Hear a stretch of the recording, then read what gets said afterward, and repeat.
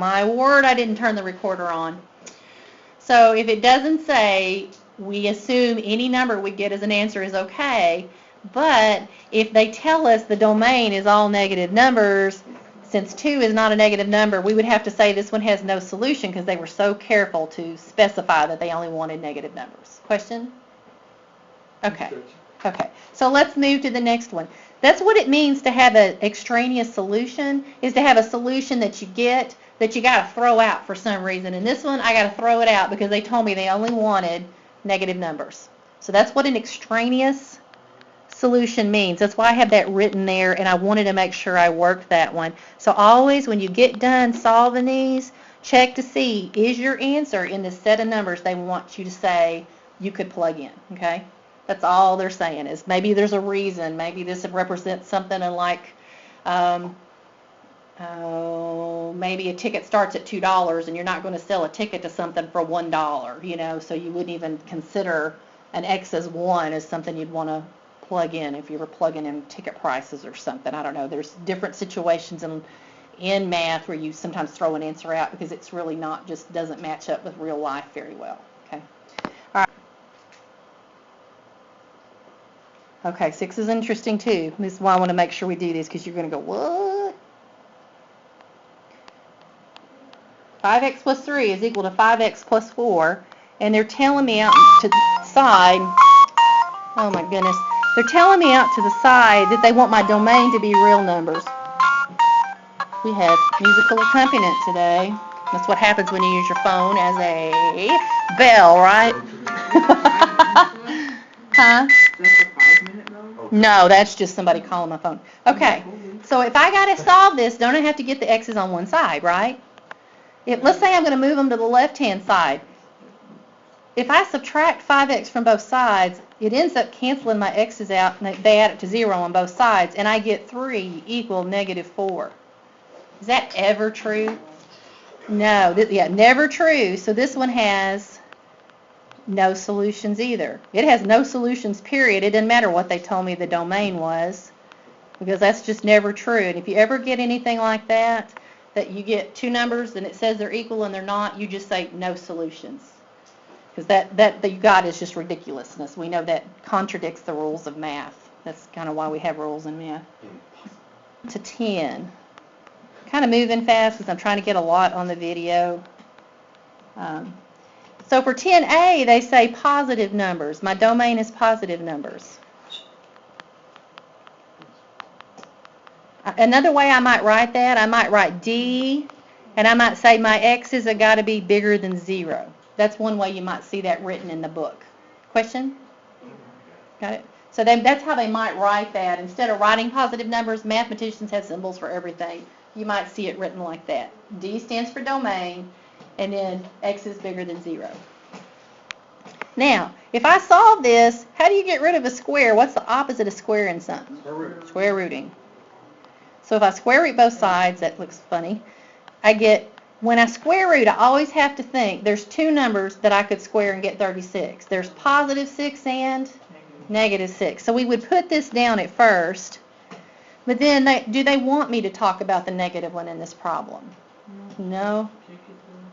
Yeah, we're kicking the negative one up the curb. So the answer to A is x equals 6 because they only wanted x's that were positive or bigger than 0. But if you look on part B, what's different about B than A in the book on page 25? It's the same problem. What do they want me to do? Real numbers. Okay, remember we write that with an R with 2 lines in it. So what would my answer be on part B? Yes, they would. If this were my domain, I would want to list both answers. So that's because 11 looks a little strange. You're going to do the same process. I just want to remind you of how you square root fractions because I figured that might be something easy to forget. Do you remember that when I go solve this, I'm not going to work the whole problem, but I am going to just remind you that when you square root a fraction, you're going to get your plus or minus, and you can think of it this way. You can put the 1 under a 1 square root and the 9 under another when it's a fraction, and then just square root of 1 is 1, square root of 9 is 3. So you would get plus or minus 1/3 on part A, And that's a rational number. Both of those are rational numbers, so you would count that as your solution on A because plus a positive a third and a negative third are both rack on. If on B the only difference is it says your domain is integers. Integers are like whole numbers. Are you going to have any solutions for that? No solutions because that B would be no solutions because they only want you to list a solution if it's a whole number and 1/3 and negative 1/3. They're not whole numbers, are they? All right, how do I solve something like this? Do you remember there's a property in math, it's called the zero product property. And it's something we know about multiplying any two numbers and getting zero. Can I if I multiply two numbers and get zero, what does one of the numbers have to be? Zero. I can't get zero when I multiply unless one of the two numbers was zero. So either that one's got to be zero or that one's got to be zero. This equation, they could have given it to you in a very ugly form, but they're not ready to do that to you yet. They'll wait a while for that. They factored it for you. Isn't when they factor it, they put it in these parentheses. Y'all did some factoring where you only had like two sets of parentheses when you were in Algebra 1. But this is like something that would have been a cube that's factored for you. Now, if I want to solve this, if I got three things and they multiply to give me zero, doesn't at least one of them have to be zero? Right? And let's see, they tell me on number 20 they want my domain to be all real numbers. So any number that I get, as long as it's a real number and it's not some square root of a negative, weird stuff like that, we're going to count it as an answer here because this is all real numbers. What I'm going to do to solve these, and if you look, this is like 19, 20, 21, 22 are all this way. It's actually how you would even solve 13, 14, 15, 16, 17, 18 also. They just have less of them to do. Since these are three things multiplied together, that's why there's three parentheses, you're going to take each set of parentheses and set that equal to zero because that factor might be zero. Or maybe it was the middle factor that was zero, x plus 2, we don't know. Or maybe it was the last factor that was equal to zero, x minus 6. We don't know which one might be zero. There's three possibilities, so we're going to have three answers. On a graph, what does this look like? These answers that I'm getting, and I don't know what they are yet, I'm just going to pretend I'm going to get three answers. They're where my graph is going to cross the x-intercept on a graph. Your solutions are where, whatever this graph ends up looking like, it's going to cross at whatever numbers we get on the x-axis. That's how you know on a graph what your solutions are. You look at the x-axis and you got them, if you can read them. All right, so let's solve these. 4x plus 3 is 0. We're going to add 3 to each side. 4x is 3. What do I do to solve for x now? How do I get x by itself if I got 4x is 3? Opposite of multiplying x by 4 is dividing by 4. X is 3/4 is one solution. And it's a real number, so it counts. X plus 2 is equal to 0. How am I going to get x by itself? I think I found the answer. Track check. Like I said, I'm more interested in getting through the process here, okay? So hang on a second. You can check yours in a minute. X is negative 2. That's a real number. That's a solution, right? If you got x minus 6 is 0. How are you going to get x by itself?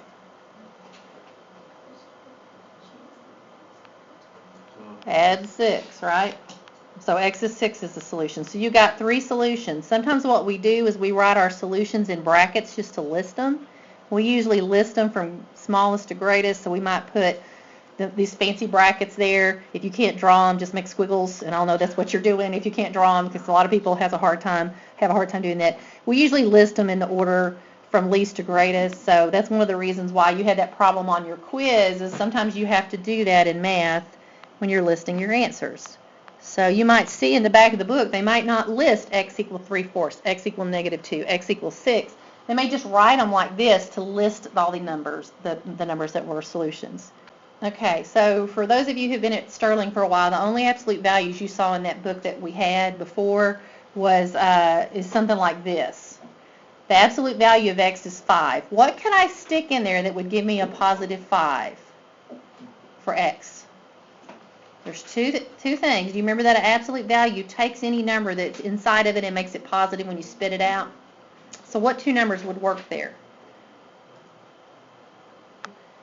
Absolute value of negative 5 is also 5, so there's two solutions there. Now they're trying to trick you on 26. Look at this one. An absolute value spits out a positive number, right? That's how we define it.